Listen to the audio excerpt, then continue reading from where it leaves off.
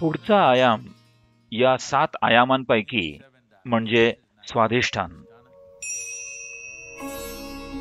स्वाधिष्ठान म्हणजे स्वचे अधिष्ठान. जेव्हा स्वाधिष्ठान साधना केली जाते ती तुम्हाला एक प्रकारचं स्वातंत्र्य देते. यासाठीचा शब्द बरं का, या देशामध्ये आपली स्वातंत्र्य चळवळ होती. स्वतंत्र म्हणजे स्वतंत्र, म्हणजे स्वचे तंत्र. स्व म्हणजे आपण स्वतः, तंत्र म्हणजे तंत्रज्ञान. मुक्त होण्याचा एक मार्ग. कारण सर्वात मोठं बंधन ज्या प्रकारे आपला जन्म झालाय त्यामध्ये, आणि सर्वात मोठी वासना म्हणजे प्रजननाची इच्छा लोकांना बांधून ठेवते शरीर, मन आणि भावनांमध्ये. तर स्वतंत्र म्हणजे स्वाधिष्ठान आणि स्वतंत्र या दोन्हींचा संबंध आहे.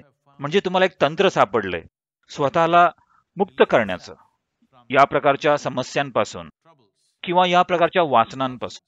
कारण आता तुम्ही पूर्णपणे मुक्त आहात. स्वाधिष्ठानाचा एक महत्वाचा पैलू म्हणजे जर तुमचं स्वाधिष्ठान एका ठराविक प्रकारे प्रस्थापित असेल तर तुमची निर्माण करण्याची क्षमता सर्वात खालच्या स्तरावर हे फक्त प्रजननाबद्दल असतं. सर्वात उच्च स्तरावर तुम्हाला हवं तर तुम्ही एक देवता निर्माण करू शकता. देवता निर्माण करण्याचं तंत्रज्ञान यातूनच आलंय.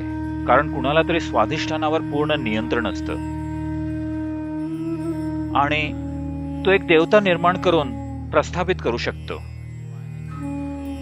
ज्या सगळ्या गोष्टी आपण करू शकतो ही यंत्रणा वापरून, स्वाधिष्ठान म्हणजे सर्वात गुंतागुंतीची आणि गोष्टी करण्याची अगदी सुंदर पद्धत आहे.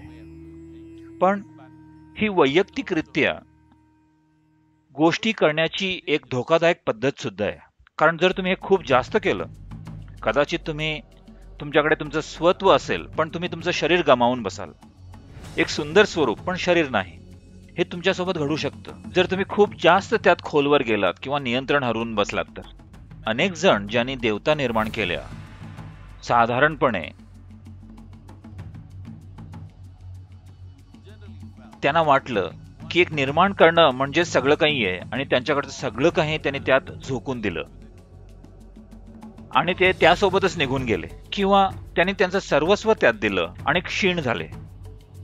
त्यामुळे काही जणांनी आणखी करण्याची क्षमता शाबूत ठेवली. केवळ जर इतर सगळे आयाम पूर्णपणे सक्रिय असतील, एखादा एका देवतेला जन्म देऊ शकतो.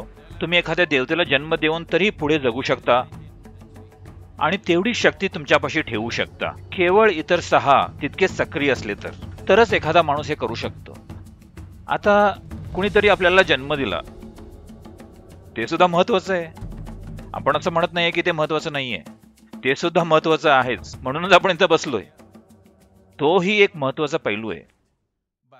पण सर्वोच्च पातळी जन्म देण्याची म्हणजे एखाद्या देवतेला जन्म देणं.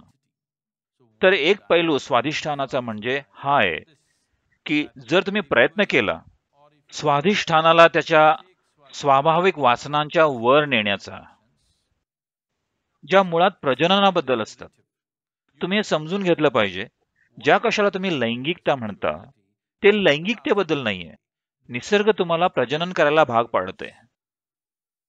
आधुनिक समाजांमध्ये लोकांनी असं बनवलंय जणू काही त्याचं स्वतःच असं काही वेगळं कार्य आहे. हो, लोक त्याचा उपयोग एकमेकांशी बांधून राहण्यासाठी करतायत. Fundamentally, the longing in the body is to reproduce. पण मुळात शरीराची इच्छा प्रजनन जर हे नसतं तर आज आपण इथं असलो नसतो. पण फक्त नैसर्गिक जन्म मरणाच्या चक्रामध्ये अडकून न राहता तुम्हाला इतर कुठे जायचं असेल, जर तुम्हाला जन्म मरणाच्या चक्राच्या पलीकडे जायचं असेल तर मग या आयामांच्या पलीकडे जाणं फार महत्वाचं ठरतं.